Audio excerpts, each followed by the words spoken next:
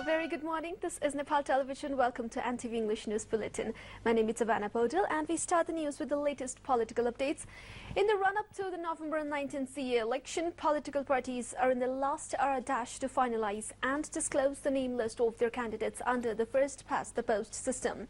Nepali Congress has finalized the name list of candidates in all 240 constituencies under the first-past-the-post system Sunday.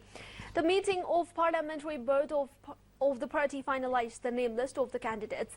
Congress President Sushil Koirala will contest the election from constituency number 4 of Chitwan and constituency number 2 of Baake. Vice President Ramchandra Paudel from constituency number 2. Leader Sher Bahadur Deuba from Darilthura and Kailali. General Secretary Krishna Sitola informed that the entire list of the candidates will be made public today. Today is the last day to register the candidates under the proportional system according to the schedule of Election Commission. Major parties, however, are still struggling to finalize candidates' name. Parties including Unified Maoist and CP and UML are holding internal meetings to finalize the list. Though the official announcement is awaited, Unified Maoist has already decided its chairman and top leaders' election constituencies. Same is the case of CP and UML, which is making last-ditch efforts to select candidates from its standing committee. Leaders said so far candidates in 33 districts west to Rapti zone have been decided. Unified Maoist Chairman Pushpakamal Dahal had said November 19 election will not be deferred at any cost. Prachanda told reporters in Biratnagar that efforts will be made till the last minute to bring CP and Maoist on board. The Unified Maoist Chairman said second CA election is being held as per the popular wish and it is the only way to give the country an outlet. Prachanda said CP and Maoist will be given as much space as it had in the earlier Constituent Assembly if it agrees to join the election process.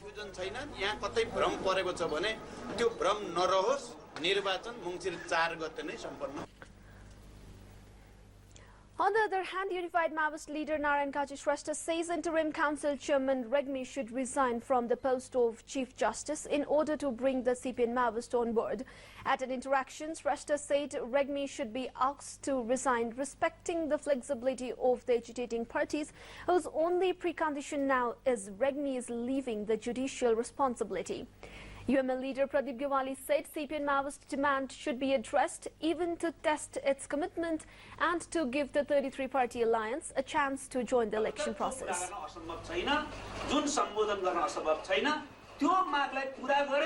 चुनावमा जाने कुरामा चाहिँ हामी गम्भीर पहल कदमी किन गरिरहेका छैनौं भन्ने मेरो प्रश्न हो। माओवादीप्रति विश्वस्त हुन नसकेको कुरा एकदमै सही हो र मूलतः यही निष्कर्षको कारणले गर्दा विगतमा वार्ता भङ्ग हुने अथवा यो वार्ता सफल नहुने स्थिति सिर्जना भयो एउटा अंश हो। And this brings us to a short break here. Do not go anywhere till we come right back.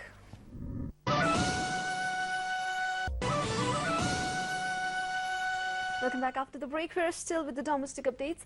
The 33-party alliance, including CP and Maoist, submitted what it says an alert paper at district election office across the country, warning not to carry out any election-related activities sans national consensus.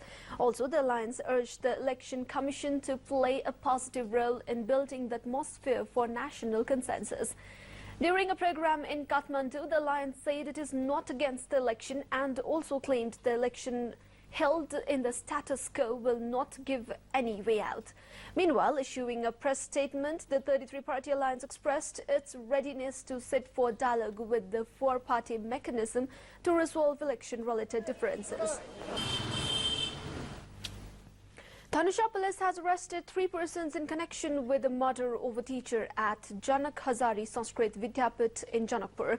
Body of Satyanarayan Gadiri was recovered by the police last week. Police made public the murder convicts, including the alleged mastermind Lakshmeswar Raut, an officer at Nepal Electricity Authority's regional office in Thanusha. Raut admitted that Gadiri was killed following a land dispute. Other convicts have been identified as Lalan Paman and Nanda Kumar Pasman. Party Kharka of Saramthali Rashua now have their access to transportation service. Local people celebrated the moment in which a motor reached their place for the first time in the history. More than 26 million rupees has been spent in a road project to make this possible. District Development Committee and a project for improving the condition of rural roads jointly funded the project. Handmade materials has been used in the construction to avoid soil erosion. Locals expressed their happiness on seeing vehicles in their own village. They said it would ease in transporting locally produced goods.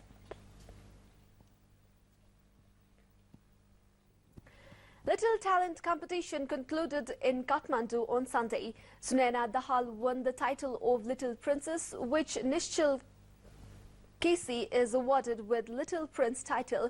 Nandini Nakarmi and Utsav Thapa won first runner-up. Title winner Sunaina Dahal also grabbed the award of Little Talent. First runner-up Utsav took away Viewer's Choice Award and Little Talent Award. Both title winners were honoured with 15,000 rupees cash prize, whereas runner-ups got 10,000 rupees cash prize each. The competition saw participation of around 70 girls and boys below 13 years. The competition was organised by JCI Kathmandu Lady.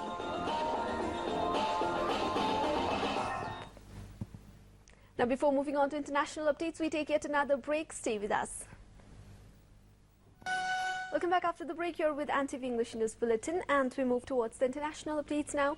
The Prime Ministers of India and Pakistan have pledged to work together to halt a recent upsurge of violence in Kashmir.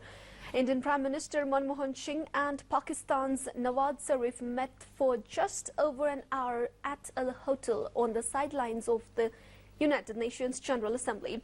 It was their first face-to-face meeting since Sharif was elected in May, seeking to improve ties with Pakistan's larger neighbor. But the nuclear rivals appeared at odds over whether an end to the Kashmir violence is necessary for stalled peace talks to restart, and India reiterated its demand that militant activity emanating from Pakistan must stop.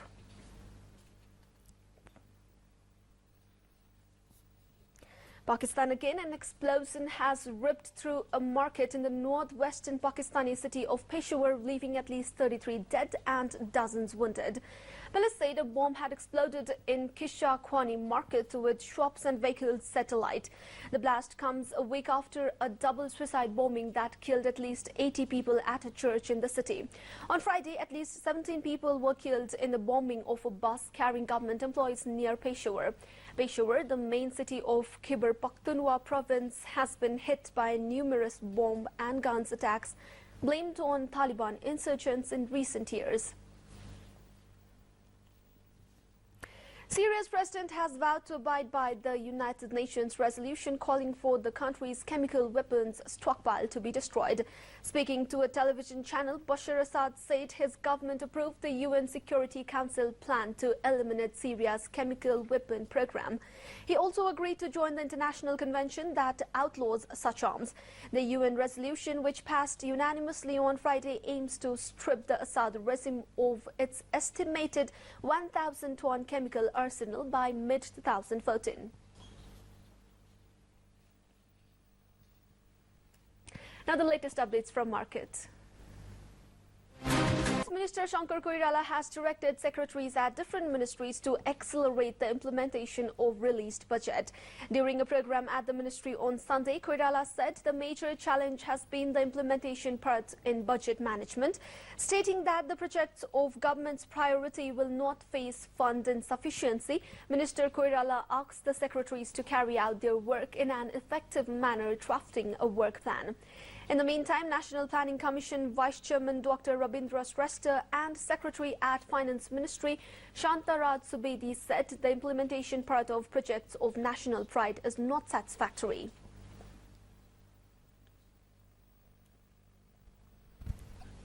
China's first pilot free trade zone started operating in Shanghai on Sunday, billed at a test bed for the country's drive to deepen economic reform and providing a testing ground for free capital account convertibility of its currency.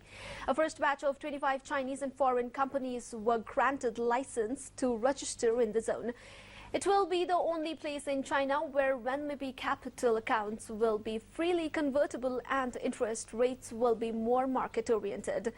The State Council or China's cabinet approved the establishment of the Shanghai FTZ in July. The 29 square kilometer zone doesn't allow Shanghai's main financial district.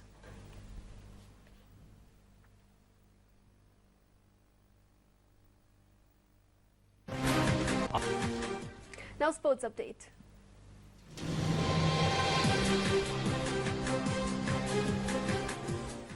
Skipper Bimal Kartimagar's hat-trick helped Nepal secure a thumping 4-0 win against Turkmenistan in the last Group C qualifying match of the AFC Under-16 Championship 2013. In the match at Dasarat Stadium, Nepal in a dominating show humbled Turkmenistan mainly in the second half. Gharti scored an opening goal in the last minute of the first half while he doubled the tally in the 51st minute. Similarly, Dinesh Rajbansi added another in the 75th minute and Gharti completed his hat-trick with a goal in the 82nd minute. With the win, Nepal also secured a place in the AFC Under-16 Championship to be held in Thailand in 2014 as Group C winner. Nepal allotted 7 points to top Group C. Bahrain's 2-1 win over Iraq in the day's first match made it easier for Nepal to emerge as a group winner.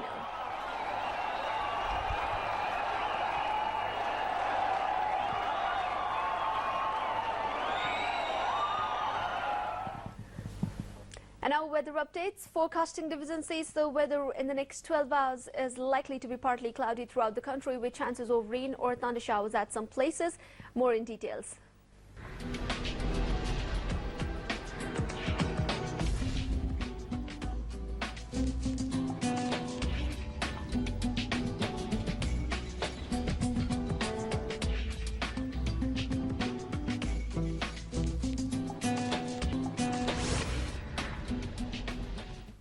And with this, we come to the end of this bulletin. But before wrapping up, a short reminder of headlines.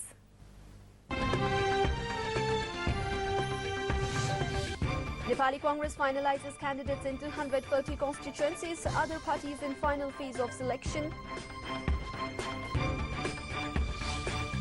Police arrest 3 persons in connection with the murder of Satyanarayan Gaderi in Janakpur.